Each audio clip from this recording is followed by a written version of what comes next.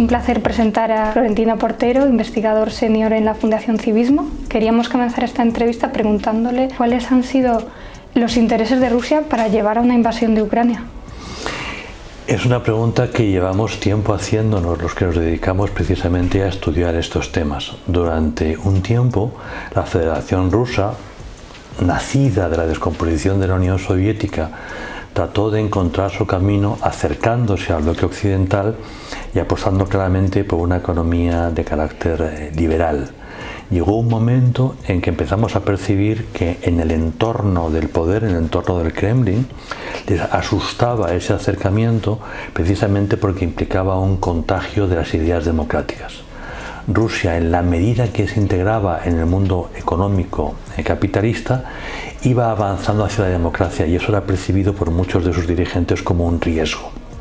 A partir de ese momento se inicia una marcha atrás, un miedo de contagio por parte de la élite rusa y de ese miedo nace el rescate de un ideario de carácter nacionalista, por no decir imperialista, que tiene que ver con los orígenes de Rusia. Rusia no es otra cosa que el Principado de Moscovia creciendo, ocupando otros terrenos.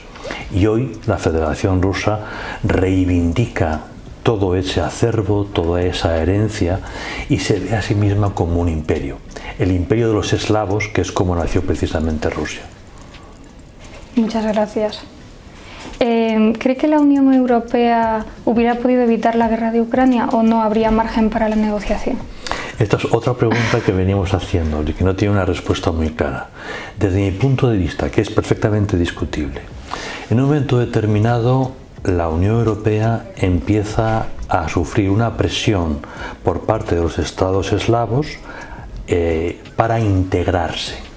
Y esa presión tiene que ver, uno, con el atractivo que tiene la Unión Europea como un espacio de democracia, de justicia y sobre todo de progreso, pero también tiene que ver con su miedo a lo que puede ocurrir en el futuro en su relación con Rusia. Esa presión para nosotros era sencillamente un acto político normal y por lo tanto lo tratamos con una normalidad casi de funcionarios. Si su petición se adapta, encaja con lo que estipula el tratado, pues adelante.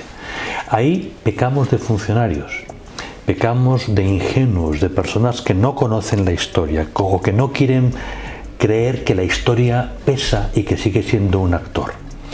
No valoramos hasta qué punto Rusia se sintió amenazada por esa ampliación de la Unión Europea y también de la Alianza Atlántica en dirección este.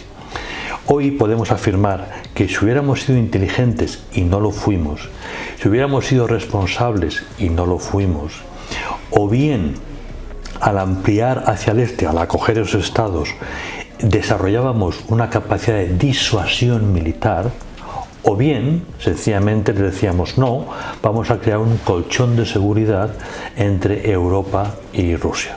Lo que hicimos fue lo que no había que hacer, que era ampliar sin disuasión. O ampliábamos con disuasión o no ampliábamos y creábamos un espacio intermedio que actuara como colchón. Teniendo en cuenta todo esto, ¿cuáles cree que son las consecuencias para Europa en general y para España en particular de la guerra de Ucrania?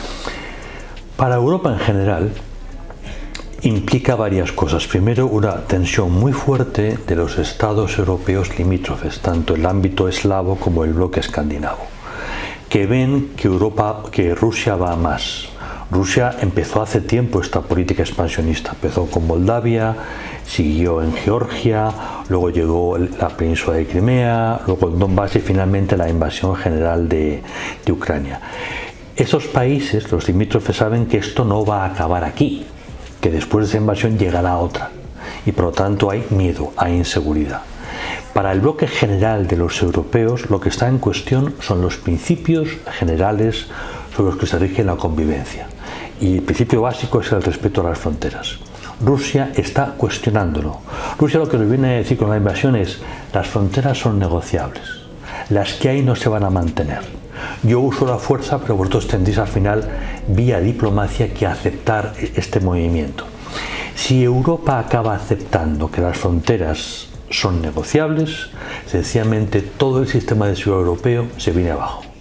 Se viene abajo la Alianza Atlántica, la OTAN, y se viene abajo la dimensión internacional de la Unión Europea.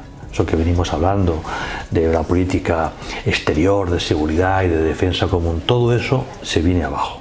Y habrá que repensar el futuro, pero repensarlo desde el fracaso, repensarlo desde la debilidad. Finalmente, ¿ve posible en el corto plazo, aunque suene un poco utópico, una ronda de negociaciones entre Rusia y Ucrania que acabe con la guerra? En el corto plazo no, para nada. En estos momentos lo que hay es un frente muy tenso, maniobras militares todos los días muy duras, una actividad artillera tremenda y un enorme esfuerzo por parte de Ucrania de romper la línea defensiva y aislar Crimea del Donbass. Lo que pueda ocurrir la temporada que viene, te digo temporada porque el clima cuenta en Ucrania, ¿no? Sobre todo en la parte norte, la parte sur tiene un clima más llevadero y la campaña militar se puede mantener durante más tiempo. Pero lo que pueda ocurrir la temporada que viene va a ser básica, primero porque Ucrania depende de nosotros.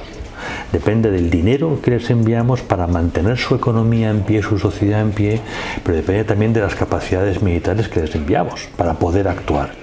Si dejamos de hacerlo, obligamos a los ucranianos a buscar una negociación que implica ceder territorio. Y entonces entramos en ese proceso diplomático al que he hecho referencia antes y que tendría consecuencias muy duras para el conjunto de Europa y consiguientemente para España. Si las fronteras son negociables en el este, lo son también en el oeste. Y si lo son en el norte, también lo son en el sur.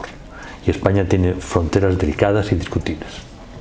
Pues muchas gracias por dedicarnos su tiempo y por sus comentarios tan interesantes sobre un tema tan actual y tan hablado, ¿no? Encantado, un placer.